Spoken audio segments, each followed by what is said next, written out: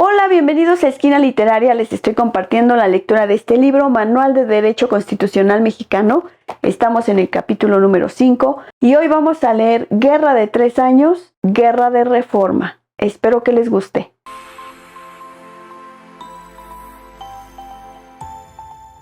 Una vez que el constituyente de 1857 logró la aprobación y promulgación del texto constitucional el 5 de febrero, podríamos pensar que lo siguiente fue simplemente poner en práctica sus postulados. Sin embargo, no fue así. La Constitución de 1857 no tuvo una vigencia pacífica. Por el contrario, desde su inicio fue rechazada por el ámbito conservador y el grupo de liberales moderados que no estaban convencidos de sus disposiciones. Para hablar del contexto en que se presentó el primer gran conflicto de esta Carta Magna, debemos recordar que el primer presidente electo conforme al nuevo procedimiento fue Ignacio Comonfort, quien ocupó nuevamente ese cargo, pero ahora con el carácter de presidente constitucional. Comonfort era un hombre que en ese momento gozaba de buena reputación y sin duda de aceptación y popularidad. Además, se le reconocían sus habilidades militares. Ignacio Comonfort inició su periodo presidencial el 1 de diciembre de 1857. Integró un gabinete plural,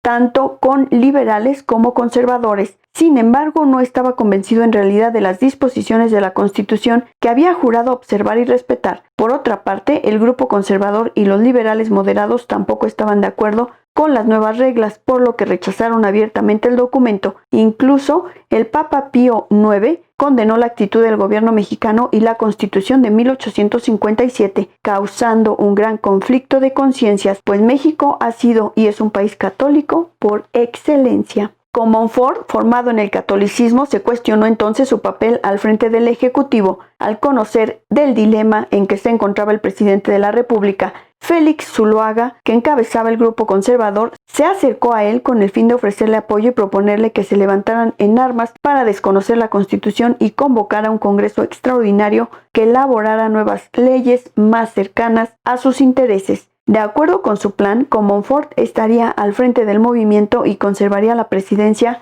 con facultades omnímodas. Comonfort aceptó la propuesta. El resultado, el plan de Tacubaya. Así, Comonfort desconoció la Constitución de 1857 y por lo tanto se desconoció a sí mismo como presidente constitucional.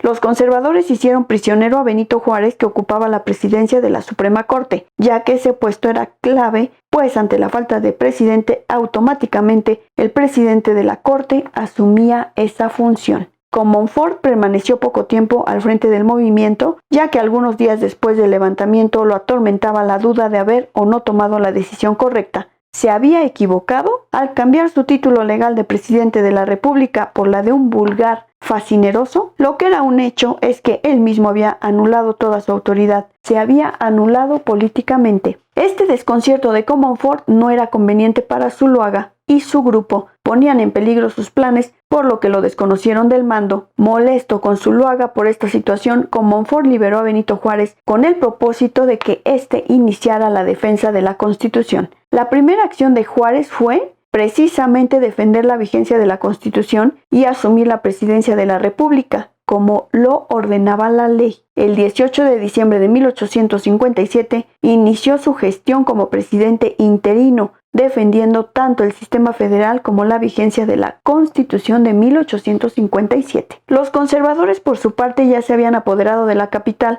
aprestándose a la lucha. Ambos grupos iniciaron así una guerra civil llamada Guerra de 3 años.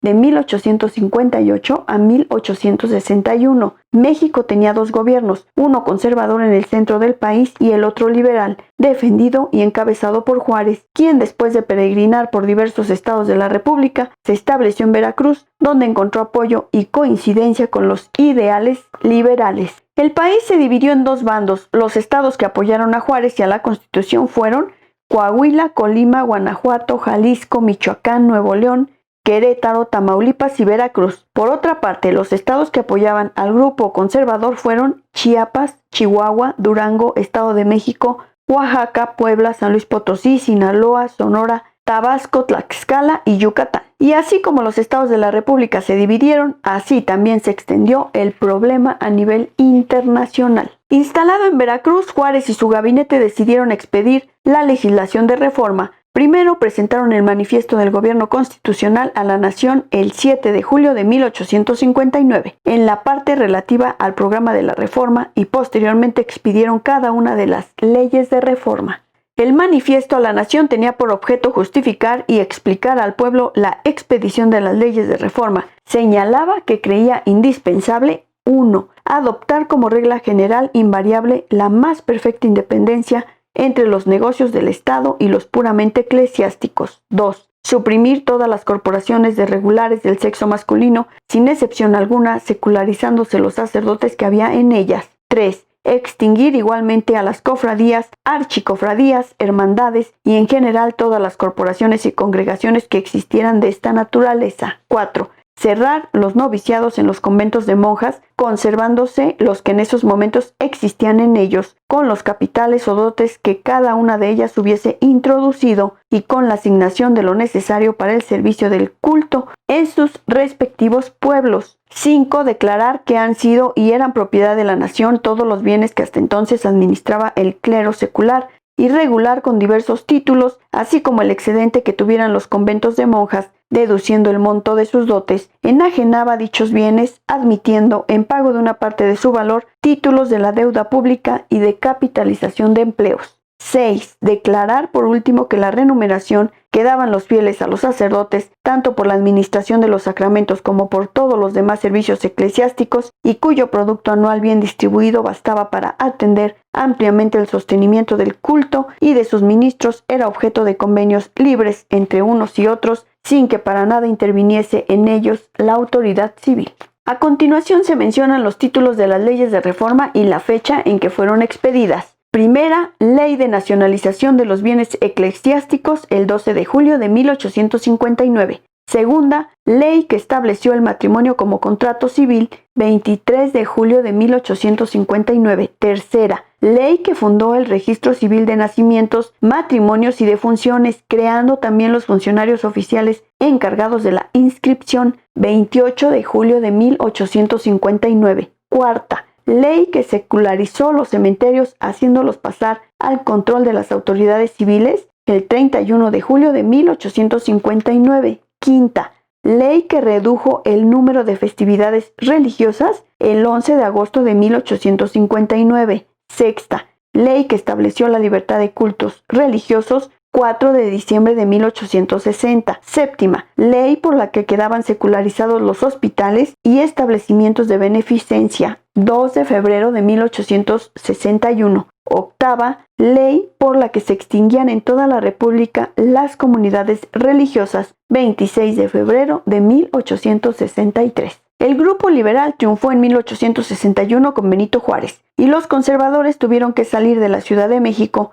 Durante esos 3 años, Juárez no había convocado elecciones para definir al nuevo presidente, pero una vez con la victoria y su retorno a la capital, lanzó la convocatoria ese mismo año. De esta forma, Juárez como presidente constitucional tendría un cuatrienio más, es decir, gobernaría hasta 1865. Desafortunadamente para él, no tendría un gobierno pacífico y sin sobresaltos, sino todo lo contrario. Una vez instalados los poderes ejecutivo, legislativo y judicial en la Ciudad de México y ante la triste situación económica que atravesaba el país, el Congreso decidió expedir el 17 de julio de 1861 un decreto por el que se suspendía por 2 años el pago de todas las deudas públicas contraídas con naciones extranjeras. El Congreso y el presidente Juárez nunca imaginaron que esto ocasionaría un severo problema para México, que desembocaría en la intervención francesa y la creación del Segundo Imperio Mexicano con Maximiliano de Habsburgo. Espero que les esté gustando la lectura de este libro, Manual de Derecho Constitucional Mexicano. Si te gustó la lectura, dale like, compártela, déjame tus comentarios. Muchas gracias por escucharme y no te pierdas el siguiente tema y último de este capítulo número 5, Maximiliano de Habsburgo, el Segundo Imperio.